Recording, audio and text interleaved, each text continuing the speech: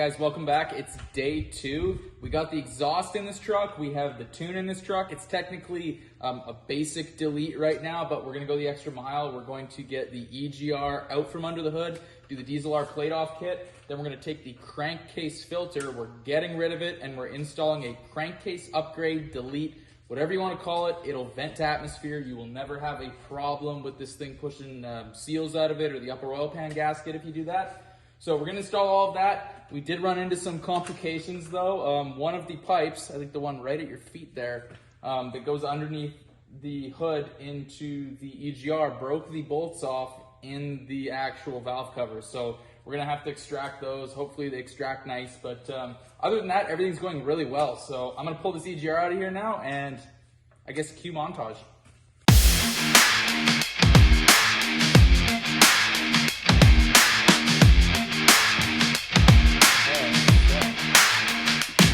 So before we get too crazy with installing this plate-off kit, I'm gonna show you guys on the EGR where all the bolts are. This is the first 2017 I've ever done, so this is a learning experience, but in all honesty, this is probably the easiest delete I've ever done. So on the EGR cooler itself, you have this bolt, this one, and then 3 right here. And those, oh yeah, as well as this one up here. But that's pretty much all there is to this EGR cooler. It's not that bad at all. I always thought Cummins were easy, but these new 6.7 Powerstrokes are really easy. That being said, I'm gonna say that anyone could probably do this in their driveway. All right, so we got our Dieselr plate kit here for the EGR. We're just gonna set that together. And these are gonna go on to the port for the coolant just under the hood here. Right there. Easy peasy. Look how clean that looks. Okay. All right, now we got our next plate with O-ring, and that's gonna go up here. It's really important not to mix up the plate with the O-ring and the plate with the temp probe sensor for the exhaust side there.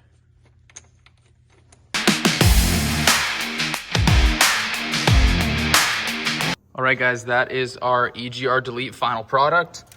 We got our sensor in there in that plate. We have this plate up on the intake horn side, or whatever you want to call that. Our plate for the coolant, so it can pass through. We took this vent line, and in the kit, there's a little plug. So we plugged that vent line. We also took the coolant line crossing over. We got rid of that entirely, plugged off that end, and used our double barb in the kit to tie this coolant line to this one to our reservoir. Now we are gonna get on to putting the cold air intake in, and we'll see if we have time today. I think we're gonna get that filter delete in as well.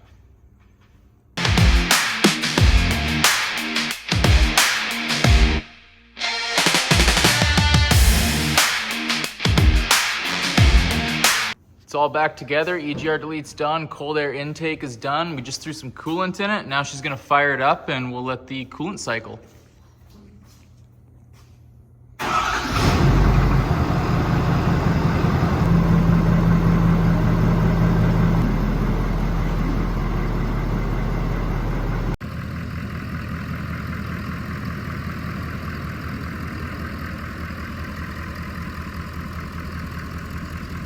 The next day.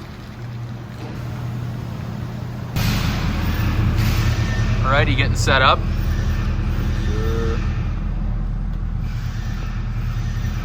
Guys, we made the trip down to Dieselr in Lethbridge here to throw the freshly deleted high mile Illumi-Duty onto the dyno. We're gonna see what this thing does for horsepower, having the Dieselr switch on the fly tuning, the basic delete on it, and we're basically just gonna see what this thing does over stock by just doing your run-of-the-mill switch on the fly delete. I'm hoping for decent numbers on this thing, being at 620,000 kilometers. My hopes for good horsepower are honestly pretty high, but we'll see what it does. We'll give you guys kind of a baseline on what you would get if you ordered this kit and had someone do it, or if you did it in your driveway. So we're gonna run on the dyno, get some numbers here. Stay tuned. Tree fade?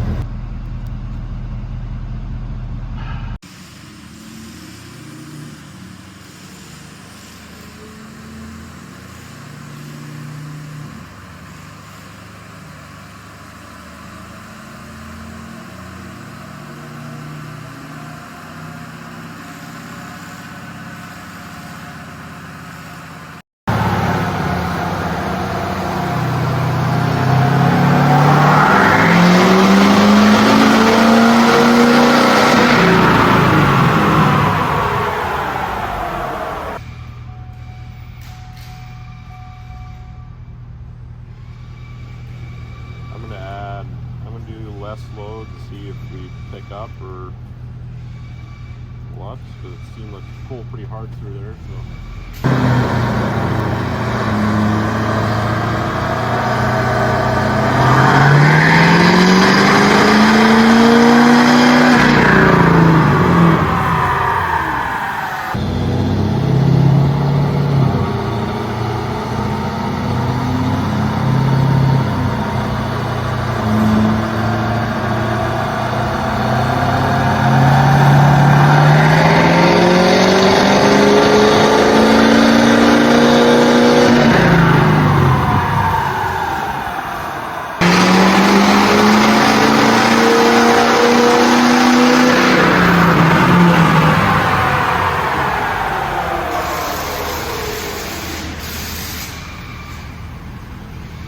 Now we have an engine light. What's going on? I don't know, better find out. Let's see here.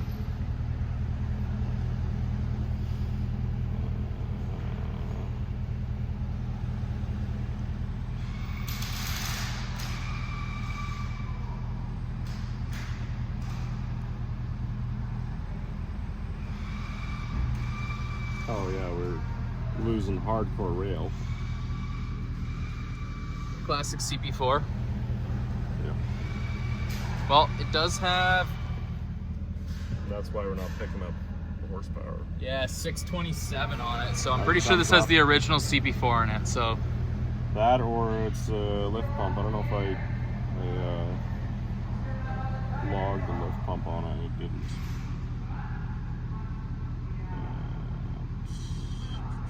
What's your boost at?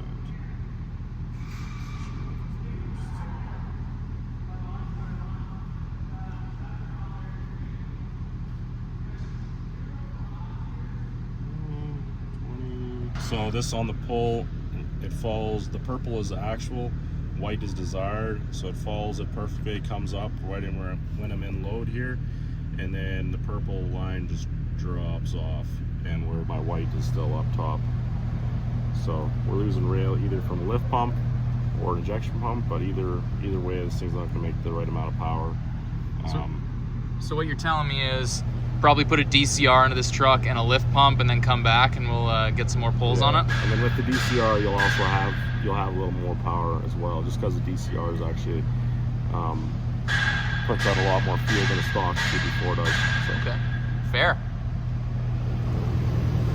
All right, so we dynoed 518 on that pull. What we're gonna do is we're gonna take the tri-pack anti-friction metal treatment. We're gonna put it in the engine. We're gonna let this thing run for 10 or 15 minutes with it in there, let it soak in, and then we're gonna see what number we pull with this after, see if we make a little bit of a gain.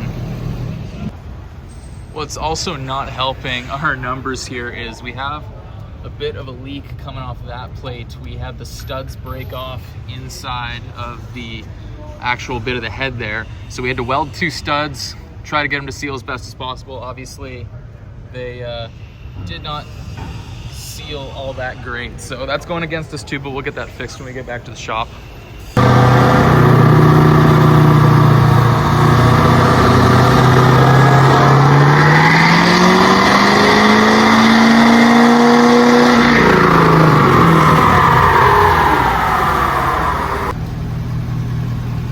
Right, what do we got? So we got 518 in the pull before, now we got 521, so we got 3 horsepower difference. I know you're a mechanic. Yeah. Counting's a hard one, but I'm not a mathematician, but we got a 3 horsepower gain off running the tri-pack lubricants.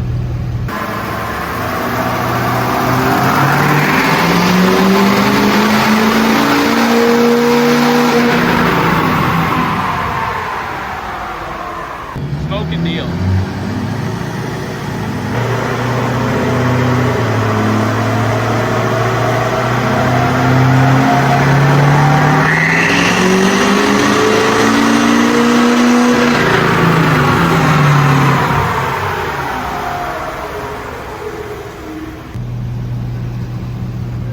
Lewis, what's our summary? So we made top horsepower was 529 on tune 5 on the Banana Smoothie Dieselr tune. Usually these trucks make quite a bit more, but we're also dropping rail pressure and we have a manifold leak. and it has 620,000 kilometers. So with that being said, it's still a pretty good number for all the issues. We had a couple variables, but that's pretty dang good, I'd say, for a high mile truck. Oh yeah. Thanks, dude. You guys heard it here first. We have a high mild Alumaduty, 626,000 K, all original pump and everything in this truck, which has got to get changed out. But at the end of the day, we still made 149 horsepower overstock by doing the Dieselr all-in-one kit for this truck. It's pretty crazy. I'm thinking we're gonna have to change the injection pump out on this thing, put a DCR in it, fix our little plate leak under the hood, and we should be getting closer to that 580 number on this truck.